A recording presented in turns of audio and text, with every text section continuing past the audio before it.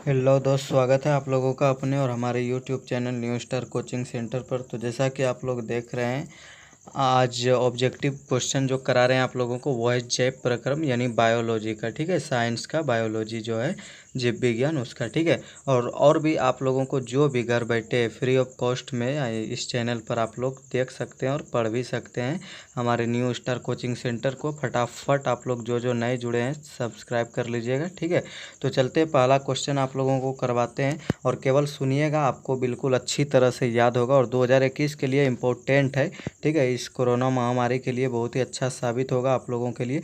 पहला क्वेश्चन है, कुटपाथ किस में पाया जाता है? तो वो है अमीबा। ठीक है, उसके बाद है प्रकाश संश्लेषण कब होता है?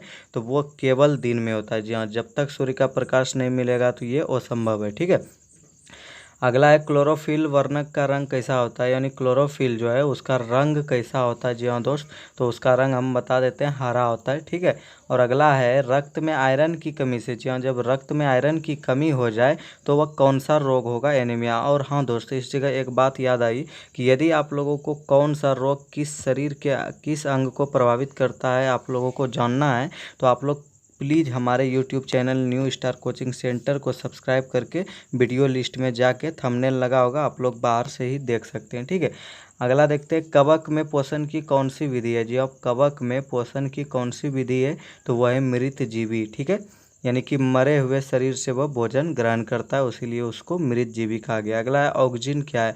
तो ये एक हार्मोन है। और कैसा हार्मोन है? तो ये एक पादप हार्मोन है। ठीक है, यानी कि पेड़ पौधे का हार्मोन है ये ऑक्जिन। ठीक है, और चलते हैं अगले क्वेश्चन की ओर। तो अगला क्वेश्चन है, प्रकाश संश्लेषण की क्रिया में किन किन चीज़ों की आवश्यकता है?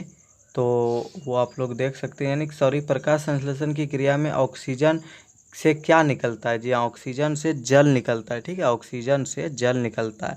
अगला क्वेश्चन है, मैग्नीशियम किस में पाया जाता है? तो जी हाँ, मैग्नीशियम जो है पूर्ण रूप से क्लोरोफिल में पाया जाता है। ठीक है, अगला है, विश्राम की अवस्था में मनुष्य का हृदय 1 मिनट में, जी हाँ 1 मिनट में यानी 60 सेकेंड में कितनी बार धड़कती है? तो इसका राइट आंसर हो जाएगा औसतन 72 बार। ठीक है, और अगला क्वेश्चन है, पौधे में जाइलम द्वारा, जी हाँ पौधे में जाइलम द्वारा पदार्थों का स्थानांतरण किस ओर होता है? जी हाँ, अगर जाइलम की बात करें, जाइलम केवल जल को लेके जाता है और खाद्य पदार्थ मतलब नीचे से केवल जल को, जो से जाइलम जो से जल ऊपर की ओर लेके जाता है। और मनुष्य में अगला है, मनुष्य में प्रमुख उत्सर्जी अंग जो है ये क्या है? तो वो सबसे प्रमुख उत्सर्जी अंग हम लोगों का वृक्क, यानी जिसको इंग्लिश में बोलते हैं किडनी है। ठीक है, और चलिए अगला क्वेश्चन देखते हैं। नंबरिंग में ध्यान मत दीजिएगा। ठीक है, क्वेश्चन आंसर करते हैं। अगला है, खुला परिसंचरण तंत्र किस में पाया जाता है? जी हाँ, खुला परिसंचरण तंत्र किस में पाया जाता है? तो इसका राइट आंसर हो जाएगा कॉकरोच में। ठीक है, और अगला देखते हैं, हरित लवक है। ठीक है, हरित लवक जो है वह क्या है? तो वो खम्बोधक कोशिका में पाए जाते हैं, यानी खम्बोधक कोशिका जो है उसमें पाया जाता है हरित लवक। ठीक है, और चलते हैं अगले क्वेश्चन की ओर। और आपको मैथ साइंस जो भी पढ़ना है हमारे चैनल पर पढ़ा हुआ है वीडियो, आप लोग जाके देख सकते हैं। और कोई भी क्वेश्चन का यदि हल चाहिए तो एक कमेंट बस कर दीजिएगा। ठीक है, चलते हैं अगले क्वेश्चन की ओर। तो अगला क्वेश्चन है, वृक्क की क्रियात्मक, जी हाँ वृक्क की क्रियात्मक एवं संरचनात्मक इकाई किसे कहते हैं? तो वो है नेफ्रॉन। ठीक है, नेफ्रॉन, जी हाँ। अगला है, विभिन्न क्रियाओं के फलस्वरूप बने हानिकारक पदार्थों को शरीर से बाहर निकालने के तंत्र को क्या कहते हैं? तो वो हो जाएगा आप लोगों का उत्सर्जन तंत्र। ठीक है, अगला क्वेश्चन है, एक कृत्रिम वृक्क नाइट्रोजनी अपशिष्ट उत्पादों को रुधिर से किस प्रक्रिया द्वारा बाहर निकालता है? तो वो हो जाएगा अपोहन के द्वारा। ठीक है, जो आंसर पार हो चुका है पहले, अपोहन याद कीजिएगा। ठीक है, और अगला है, हरे पौधे में पोषण की कौन सी विधि है? तो वह स्वपोषी। जितना भी आप पेड़ पौधा देखते हैं ना, तो उस सब में यानी सारा चीज़ में स्वपोषी, यानी वो स्वयं से खाना बनाती है। ठीक है, और अगला है, प्रकाश संश्लेषण के लिए कौन से कच्चे पदार्थ की आवश्यकता नहीं पड़ती है? जहाँ निम्न में कौन से कच्चे पदार्थ की आवश्यकता नहीं पड़ती है? तो वो हो जाएगा आप लोगों का ऑक्सीजन। ठीक है, ऑक्सीजन का आवश्यकता बिल्कुल नहीं पड़ता है। और अगला है, क्योंकि ऑक्सीजन वो खुद निर्मित करते हैं। ठीक है ना। अगला है, शरीर में सबसे छोटी रक्तवाहिनी कौन है? जी हाँ, शरीर में सबसे छोटी नस यानी रक्तवाहिनी कौन है? तो वो है वेना केव। उसके बाद देखते हैं, पौधों में रसारोहण होता है फ्लोएम के द्वारा। ठीक है, पौधों में रसारोहण जो होगा ना वो होगा फ्लोएम के द्वारा, जो खाद्य पदार्थ को भी सारी पेड़ के सारे तनावों में विभक्त करता है या भेजता है। ठीक है और देखते हैं अगले क्वेश्चन की ओर हम लोग चलते हैं। तो अगला क्वेश्चन है हम लोगों के समक्ष कि शैविक का श्राव किया जाता है। जी हाँ, शैविक का श्राव किसके द्वारा किया जाता है? तो वह है छोटी आंत के द्वारा। ठीक है, अगला क्वेश्चन है कार्बन के स्वांगीकरण के लिए ऊर्जा है, यानी कि कार्बन के स्वांगीकरण के लिए कौन सा ऊर्जा स्रोत निम्न मतलब मुख्य है? ठीक है, तो वो हो जाएगा आप लोगों का राइट आंसर और बिल्कुल ही सही आंसर है। तो वो हो जाएगा आप लोगों का सूर्य का प्रकाश। ठीक है, और बहुत ही इम्पोर्टेंट है दोस्त। और जो भी आप लोगों का दोस्त या जो भी सहपाठी बाहर में हो तो उन्हें प्लीज़ इस वीडियो को शेयर करना, क्योंकि हो सकता है उनका इससे थोड़ा अंक भी आ जाए या फिर उसको याद हो जाए। ठीक है, हो सकता है वो नहीं पढ़ा हो, तो यही एक साधन है। अगला है प्रकाश संश्लेषण की प्रक्रिया का एक उत्पादक क्या है? यानी प्रकाश संश्लेषण क्रिया से क्या निर्मित होता है? एक तो ऑक्सीजन ही होता है और दूसरा ग्लूकोज का भी निर्माण होता है और वाष्प। ठीक है, और अगला है मानव हृदय में पाए जाते हैं कितने वयस्क में? ठीक है, तो मानव हृदय में 4 वयस्क पाए जाते हैं। अगला है मानव रक्त के 100 ml में, जी हाँ, मानव रक्त के 100 ml में यूरिया की मात्रा कितनी होती है? तो वो है 20 mg। ठीक है, अगला क्वेश्चन है कि मस्तिष्क में, जी हाँ, मस्तिष्क में विभिन्न सूचनाएं किस रूप में संचित होती है? तो मस्तिष्क में विभिन्न सूचनाएं जो है वह उद्दीपन के रूप में संचित रहती है। ठीक है, और अगला क्वेश्चन है वृक्क के संरचनात्मक एवं क्रियात्मक इकाई किसे कहते हैं? तो इसका राइट आंसर हो जाएगा नेफ्रॉन।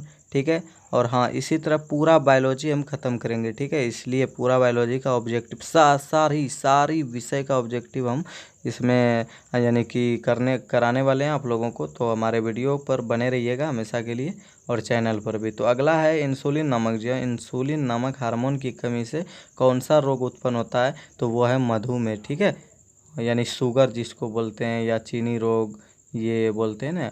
तो अगला है वाष्पोत्सर्जन कैसी प्रतिक्रिया है? तो वाष्पोत्सर्जन एक भौतिक प्रतिक्रिया है। ठीक है, अगला क्वेश्चन हम लोगों का है कि पादप में फ्लोएम, जी हाँ, पादप में फ्लोएम किसका संवाहक करता है? तो वो हो जाएगा खाद्य पदार्थ का, यानी भोजन का। ठीक है, अगला है लार में कौन सा एंजाइम पाया जाता है? जी हाँ दोस्त, लार के बारे में एक अलग से वीडियो है, आप लोग जाके फटाफट चेक कीजिए और देखिए कितना इम्पोर्टेंट है लार हमारे पाचन शक्ति के लिए। ठीक है, तो लार में कौन सा एंजाइम पाया जाता है? तो वो है टाइलिन। ठीक है, अगला क्वेश्चन है अगर न्यासिक रस में कौन सा एंजाइम पाया जाता है? तो इसका आंसर हो जाएगा आप लोगों का एमाइलेज एवं माल्टेज। ठीक है, अगर न्यासिक रस में ये पाए जाते हैं एंजाइम एमाइलेज एवं माल्टेज। एंजाइम क्या होता है? एक पाचक रस है। ठीक है, अगला है भोजन का मुख्य रूप से अवशोषण किस में होता है? जी हाँ, भोजन का मुख्य रूप से अवशोषण किस में होता है? तो वो है इलियम में। ठीक है, और नेक्स्ट है कि प्रकाश संश्लेषण की क्रिया में उत्पन्न होता है क्या? कार्बोज, यानी कि जिसको हम ग्लूकोज भी बोलते हैं।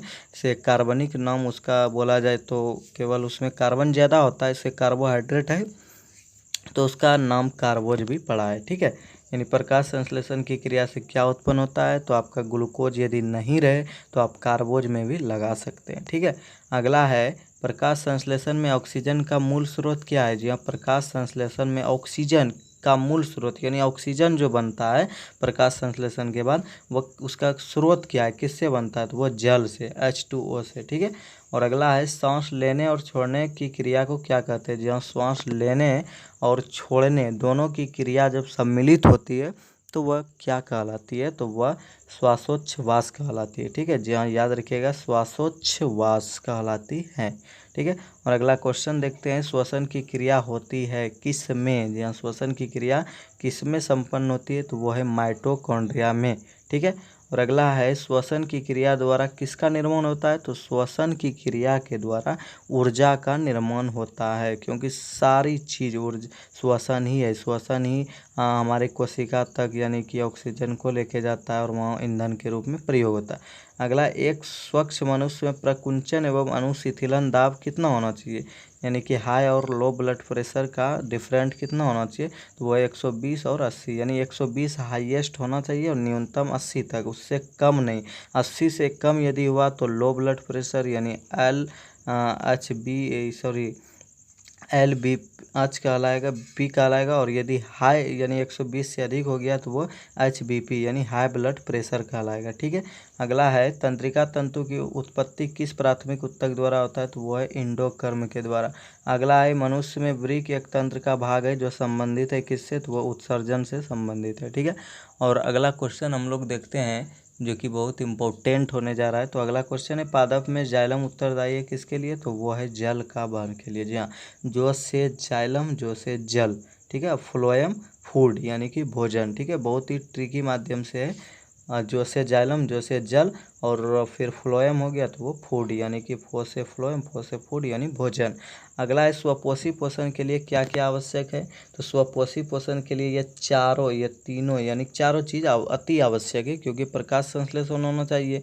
स्वपोषी जितना भी है उसमें प्रकाश संश्लेषण के माध्यम से ही खाना बनता है, तो ये चारों चीज़ उसमें अति आवश्यक है। कार्बन डाइऑक्साइड, जल, क्लोरोफिल और सन ऑफ लाइट। ठीक है, यानी कि सूर्य का प्रकाश।